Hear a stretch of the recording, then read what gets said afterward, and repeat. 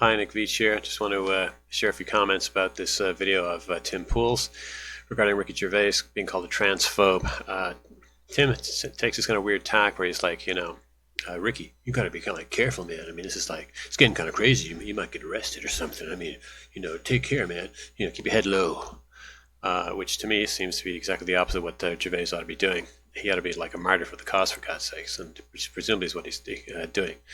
Anyway, so I guess Tim basically he's worried about his livelihood. Ricky Gervais doesn't need to worry about that because he's already made it rich, and he's such a huge figure that he's in a perfect position to get in trouble and to stir up the shit. That's exactly what he should be doing, in my opinion. Anyway, so let's check out this video of Tim Pool's, and we'll see where we disagree with him. Ricky Gervais is amazing. He is funny, but he's also been defending free speech, and I gotta say, man, Ricky, you gotta be careful. And I mean... No, you don't. You got to do exactly the opposite. I mean, if anything, actually being careful is getting involved right now, because this is the time when things have yet to kind of settled in, and the fascism, which is kind of lurking over the edge of the horizon, has yet to kind of gather up its courage and kind of pop over and just kind of oppress all of us, for God's sakes. No, we need Ricky Gervais to get up, be dangerous right now. I don't expect Tim to do that, and that's fine. That's not the role he has. He's not financially situated to do that. I mean, he has to. This is his livelihood. He's got to be. He's got to take care of his future and all the rest of it. Ricky Gervais is a millionaire a gazillion times over. This is precisely the right time for him to get involved. If anything, the reckless thing to do would be to keep his head low. I mean, Gervais. I mean, otherwise, what would happen if he didn't get involved? I mean, things would just get worse and worse and worse. If nobody else is going to say anything about this, or even if they do, they're just kind of shuffled off stage. I mean, Morrissey came out, but he's kind of an old has-been, so to speak. I mean, I love Morrissey, don't get me wrong, but I'm just saying he's not Gervais. Gervais is younger, more influential. He's still in the thick of things, whereas Morrissey is like, he's a relic from 30 years ago, an invaluable relic, but nonetheless, that's what he is. In this sincerely, I'm a huge fan. You are saying things that I believe will get you in trouble in the UK. We've seen people arrested for misgendering. We've seen people arrested for online jokes. And now... Yeah, of course, he's talking about Mr. Pug, who trained his dog to give the Nazi salute, and that became a huge thing. And of course, just for anybody who hasn't been paying attention, I mean, in Scotland, for example, you can be arrested for things which are not illegal. In other words, you're not violating the law, but you can be arrested, can be brought into the cop shop just for an investigation, just to make sure everything's okay. You're not because you're guilty or accused anyway of hate, even though hate is not, as I understand it, is not against the law. You get kind of the same thing in Canada, where you have there's a Human Rights Commission, I believe it is, whereby they can call you in for violating, obviously, human rights. In the one instance, a comedian called a woman a cunt, a lesbian, one or two anyway. They got into a shouting match, and one of these cunts, I mean lesbians, then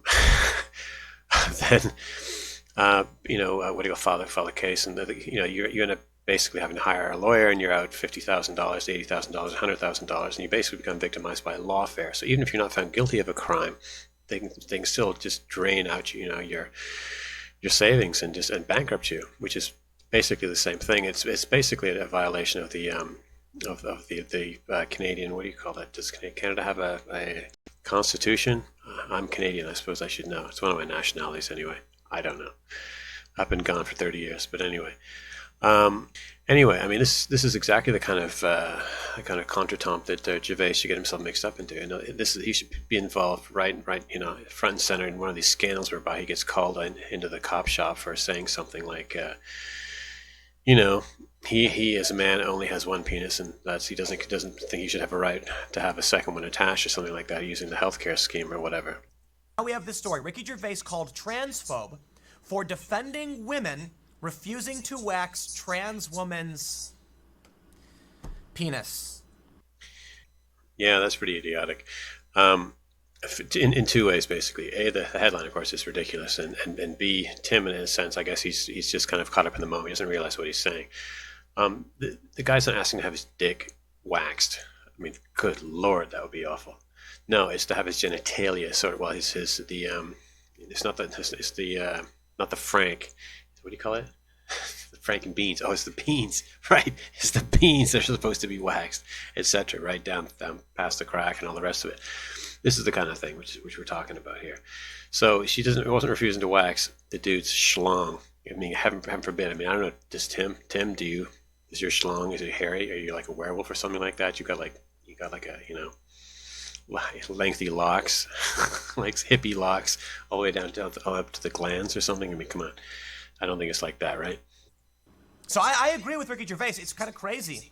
I'll stress this too. Look, I've always been of the opinion, when it comes to the Colorado baker, a lot of people don't understand the issue with the baker was not that he was refusing service to a gay couple, but he was refusing a custom message he didn't want to espouse.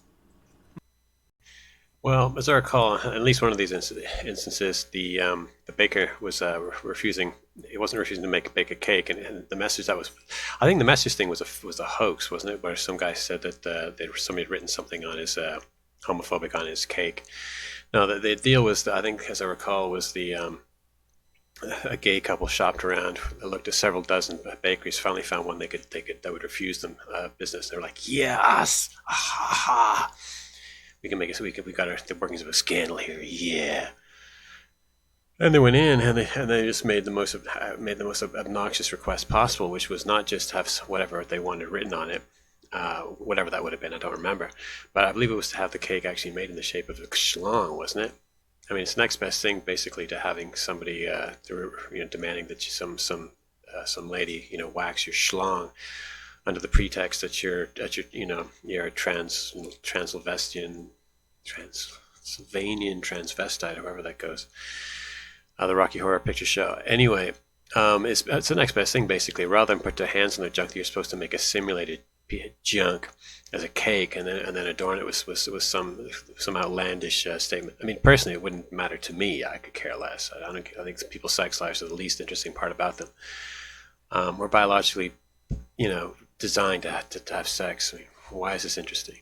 It's only interesting because a lot of people just can't get laid when they want, which is unfortunate. Anyway, but otherwise, the act itself, come on, who gives a damn? That's my view anyway. Sorry for digressing.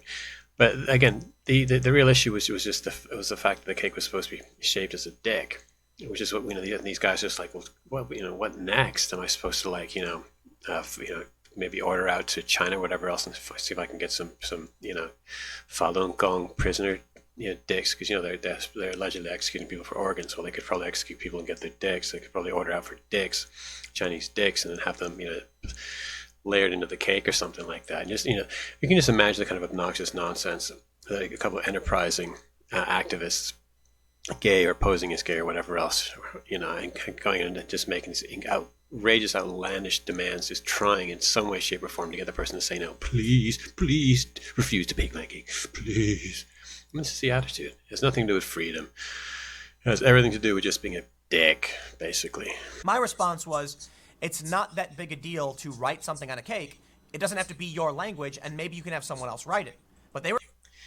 Yeah, it doesn't have to be your language. You could write it in Chinese or French or German. I don't think it was just the issue of having to write something obscene on top of the cake, if that's in fact what was demanded. It was the whole idea of having to actually make take all your yeasty substance and your cream and everything else and just make a shot of a dick squirting out a load or something. Anyway, they refused, and I believe he won for the most part. Though people are, I would say they're harassing him. They won't stop coming to this guy's bakery. Here's the thing, though. Yeah, can you imagine? Imagine if you win the case, you get all these weirdos that show up and just want to be jerks and get take selfies themselves. But it's like, yeah, look at me, man. I'm here harassing this such and such a baker. I mean, what a loony situation. But hey, it's all about freedom and the freedom to harass people. It's called bullying. It's not freedom. It's really, really easy to have that opinion when it's just writing something on a cake. I'm like, dude, take you 10, 20 minutes. You just take icing, you do it. You don't have to agree with it. This is different, but it's this. Yeah, it's just a yarmulke. What do you got to wear a yarmulke for? I mean, what's his name? Ben Shapiro. Yeah, just it's just a yarmulke, man. What do you got to wear a yarmulke for? Why do you got to wear pants? Why can't you just go in the buff? Why not just toss the whole Monty and just go? It's just a few clothes. Just go in your birthday suit. You gotta draw the line somewhere. I mean, I'm all for the idea of, okay, you shouldn't be able to refuse. I mean, I was kind of on the line about this. on the fence about this. Should you be able to refuse service? I mean, if you're, for example, when I was in Oakland, there was a bakery. It was called your Black Muslim bakery or something like that. I forget what it was called. And you obviously wouldn't have been. I would not have been welcome in there as a non-Muslim and non-black dude. I wouldn't. That didn't bother me. Personally, I could care less. But I mean, I can see where in certain situations you would think, well, I mean, if it was something like, let's say, you think back to the old days, it was something like a country club, and somebody, let's say, a person of quote unquote color, which in those days would have been, let's say, Jewish or Italian, or back in the 19th century, even Irish. If you're Irish, you're basically a cracker, and you go to some country club in the antebellum South, they're going to refuse you service because you're basically you're like an untouchable as opposed to the Brahmins. Should people be allowed to refuse you service, so you can't use the bathroom, or you can't go to the bar and get a drink or something like that? And you're like, okay, maybe the people should not be allowed to refuse you for such reasons. But this is different again, primarily because it's abusive to me. That's why I look at it, because people are just hunting these people out deliberately to try to get a circus going, a media circus going, to highlight their agenda, and just to kind of generate buzz and interest in their particular movement, or even to perhaps bring money into their whatever program there is that they're pushing. The same principle. And this really pressures me on a principle level. I try to do everything based on like something that makes sense and is consistent and fair. But I like those principles. Something that makes sense, is consistent and fair. How do you find something which makes sense? Well, dude's a reporter. I won't ask them on it. I'm not sure how I'm going to have to be the person to be like, if you're a woman, you have to be mandated by the state to touch a guy's junk. That makes no sense. Well, Ricky Gervais agrees. Yeah, that's just totally true. If you remember, some guy in some pervert in British Columbia, he was out kind of harassing women when he was quote unquote straight. Now he's reinvented himself as being trans. So now he has an excuse, a legal excuse, to kind of thrust himself upon women. So what he does basically is it's the same thing. He goes shopping for people who he figures are going to refuse him, and then he threatens to file lawsuits, or else you got to basically, I think you have to pay him to get rid of him. So he either makes money off you by by dropping his shorts, and you scream, and then he says, okay, I'll leave if you give me, he hints, if you give me $500 or $1,000 or God knows whatever it would be. Or he'll file a case against you and then try to get money out of you through the court system. Or perhaps, because he gets his thrills out of humiliating women, he gets you to actually go through the job, through the dirty deed, if you can imagine. This is what we're talking about. This is what we're dealing with, I mean. And we have this story from Newsbusters. They say, British comedian Ricky Gervais has been called transphobic over defending women refusing to wax trans women in Canada because they are uncomfortable dealing with clients' very male genitals. Gervais defended the spa worker, saying that it's real feminism for women to choose who to wax or not, but internet users aren't having it. They say, yeah, it's just ridiculous. You should be able to force yourself on women. What hogwash. Remember, trans women have more political victim tokens than ordinary women. Well, it's a very biased article, I'll say that. If Gervais would only remember that, he would. That's why it's a good article, because it's as biased as a left-wing article would be. Wouldn't be dragged as he is at the moment. They say on Sunday, the trader of The Office UK weighed in on one of the more stupidly woke issues to crop up in recent memory in Canada. And the next sentence is classic. Stupidly woke is about as Canadian as maple syrup, so that's not saying much. All right. Anyway, all right, I'm going to wrap it up here. I want to keep this video short. Anyway, thanks for watching. I'll catch up with you guys next time. Bye-bye.